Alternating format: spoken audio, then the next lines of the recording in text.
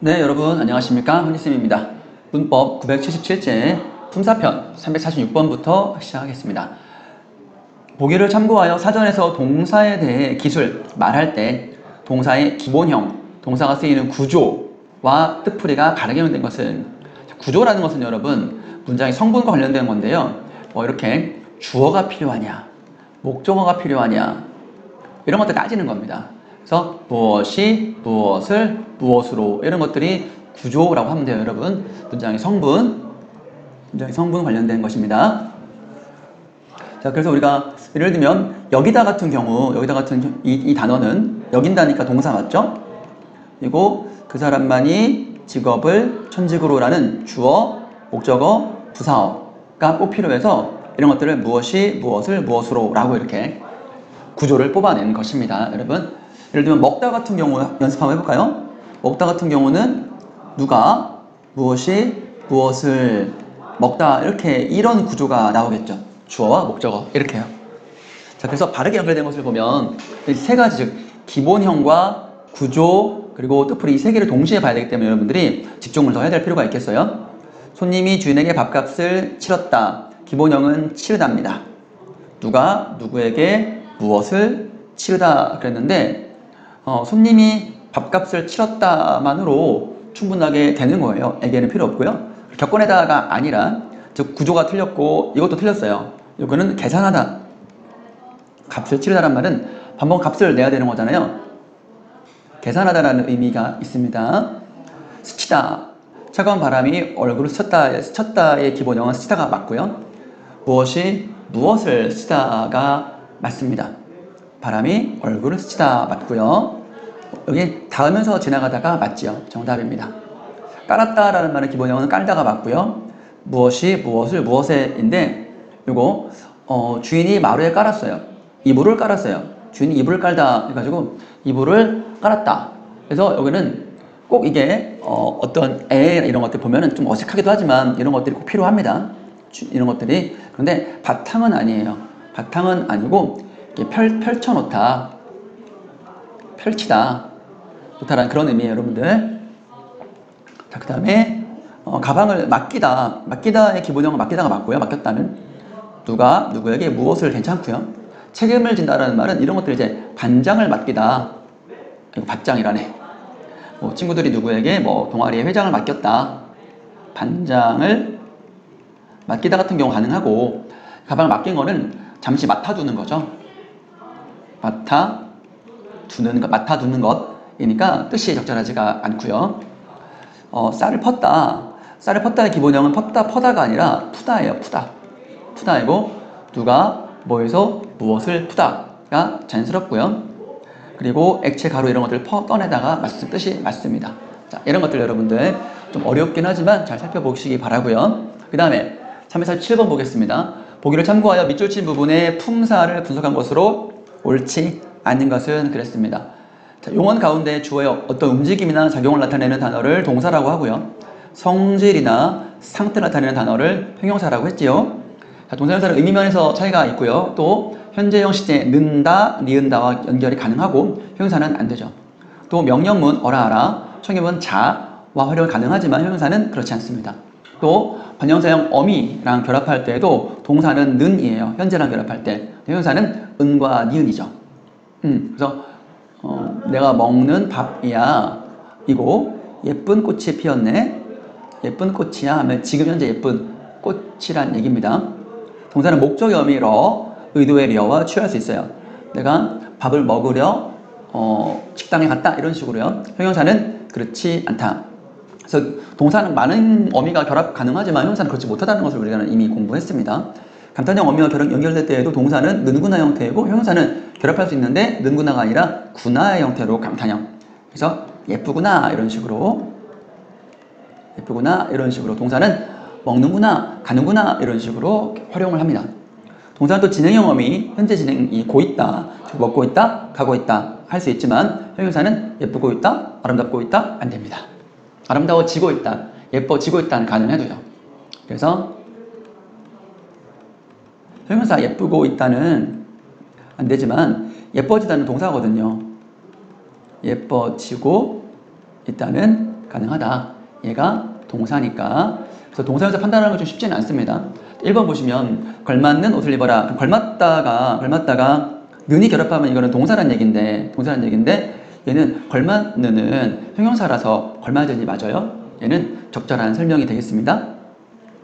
다음, 늙고 있는 네 모습을 보니 안타깝구나. 진행이 오면 고있다와 결합이 가능하다. 늙고 있는 네 모습을 보니 안타깝구나. 그래서 요거는 늙다는 동사가 맞습니다. 3번, 필요하다라는 것은 필요한다가 안 되잖아요. 형용사가 맞고요. 방정맞다. 방정맞은 소리, 방정맞는이 아니라 방정맞은이니까 니은은 형용사이지요. 또 방정맞는다 안 되니까 형용사가 맞고요. 이 답이 맞는다. 맞다가 기본형인데 동사의 현재형이 가능하냐 안 가능하냐를 살펴보면 이게 맞는다가 여러분들이 어떻게 생각할 때 보면은 자연스럽지 않은 거 아니냐라고 하는데 사전에 보면은 맞는다가 동사가 맞습니다. 어색하지 않고요. 맞다는 동사입니다. 익혀둡시다. 정답 5번. 다음 페이지 348번 보겠습니다. 보기를 바탕으로 보기를 분석한 내용으로 적절하지 않은 것은 그렇습니다. 동그라미 쳐주시고요. 명사에 대한 얘기네요. 고유명사, 보통명사, 자립명사, 의조명사. 의조명사는 여러분 관형어의 수식을 받아야지만이 의미가 통하는 그런 명사를 의조명사라고 합니다. 먹을 것, 먹을 수 이런 것 대표적입니다. 1번 김해와 뒷산은 의미 범주에 따라 고유명사, 보통명사. 김해는 지역 이름이니까 고유명사 맞고요. 뒷산은 보통명사가 맞습니다. 공간과 푸른색은 보통명사이며 자립명사이다. 보통명사, 고유명사 아니죠. 또 자립해 쓸 수 있죠. 공간이, 공간을, 푸른색 앞에 없어도 가능하죠. 3번 소나무와 그루는 자립수 여부에 따라 자립명사와 의조명사로 분류된다. 그렇습니다. 소나무, 한 그루. 소나무는 자립명사고요. 그루는 단위성 의조명사거든요. 한 그루, 두 그루 해가지고 우리가 뭐 한 짝, 두 짝, 한 켤레, 두 켤레처럼 의조명사가 됩니다. 대로와 푸름은 관용어의 수식을 받아야만 쓰일 수 있다 그랬는데요. 대로가 쓰인 부분을 볼까요? 미안합니다. 빛날 대로의 빛날은 대로가 이제 의조명사예요. 얘는 의조명사 빛날이 항상 있어야 돼서 있어야 쓸 수 있어요. 근데 푸름은 푸르다가 명사에 파생이 된 거라서 푸름은 명사인데 의조명사가 아니라 자립 명사이기 때문에 꼭 관용어의 수식을 받아야지만 쓸 수 있는 것은 아닙니다. 그래서 4번 둔성사는 특정한 지명을 가리킴으로 고유명사에 해당되지요. 적절합니다. 4번 적절하지 않다 판단되고요. 푸름은 명사이기 때문에 자립명사라서 관용어가 꼭 필요 없다. 349번 보겠습니다.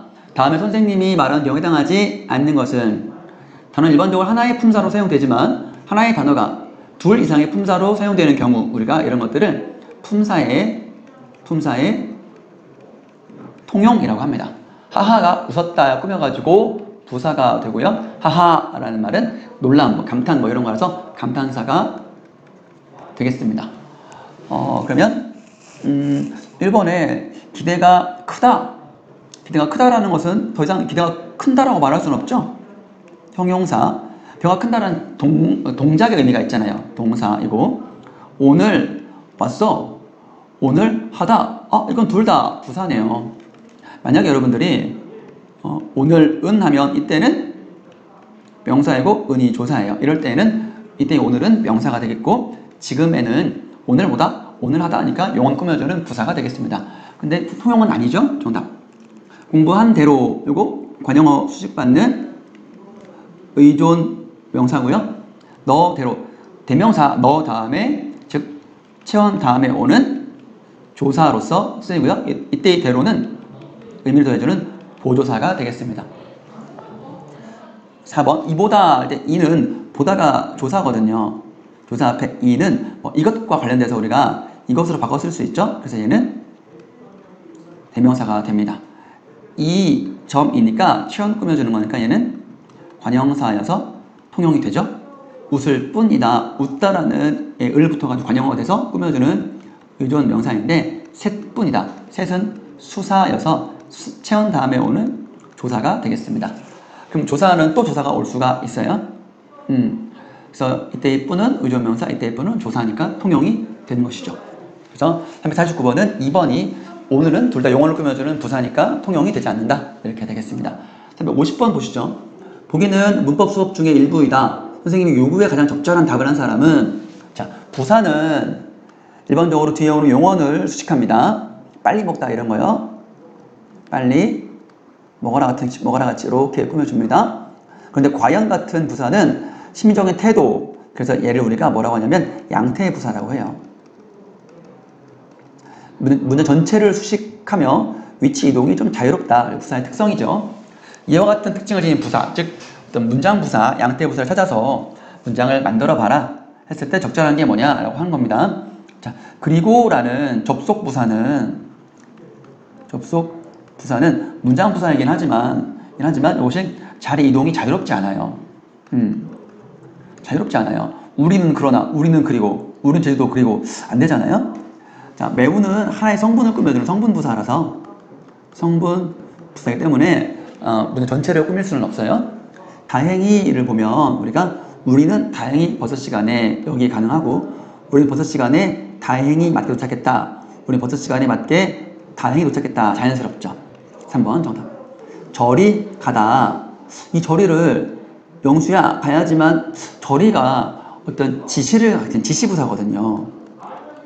그러니까 지시하는 대상 바로 앞에 있어야 돼가지고 용언 바로 앞에 있어야 되겠죠. 못한다 이 부정부사거든요. 부정의 의미라는 부정부사인데 요거를 앞으로 이동하면 안 되겠죠. 그래서 3번. 351번 보겠습니다. 가를 바탕으로 나를 분석한 내용으로 적절하지 않은 것은 가의 품사는 단어를 형태, 기능, 의미를 기준으로 분류한 거고요. 형태에 따라 불변어, 가변어, 기능에 따라 체온, 용언, 수식, 관계원, 독립원, 의미에 따라 9개 이렇게 있습니다. 자, 나의 문장이 있고요. 형태에 따라 나누면 빼앗겨와 사진이다의 이다는 가변어다. 빼앗겨는 빼앗기다, 빼앗기고 이렇게 활용을 하죠. 사진이다, 이다는 사진이고, 사진이며 이렇게 활용을 하죠. 그러니까 가변어가 맞습니다. 2번, 기능에 따라 나누면 펑펑과 일곱은 수식어이다. 이때 이 펑펑은 펑펑 울다 하니까 부사이고요. 7살이니까 수사가 아니고 이때는 관형사이기 때문에 수식어이 맞지요. 부사, 관형사는 수식어이니까. 또 기능에 따라 나누면 서럽게와 찍으는 용언이다. 서럽게는 서럽다거든요. 그래서 형용사고 찍으는 찍는다니까 동사니까 용언이 맞지요. 4번 의미에 따라 나누면 친구와 삶은 같은 품사이다 그랬습니다. 그러면 친구는 명사고 삶도 이때 삶이 어디 있죠? 아, 삶이 아니라 살이네. 살 오타고요. 이 살은 의존 명사니까 그러니까 둘 다 명사인 건 맞죠. 5번 의미에 따라 나누면 친구에게는 부사이고요. 울고의 고는 용언의 어미가 되겠습니다. 울다, 울고는 어미이지요. 조사가 아닙니다. 아이고 선생님 에게를 부사라 그랬구나. 잘못했어요. 부사가 아니라 조사입니다. 정정할게요. 조사.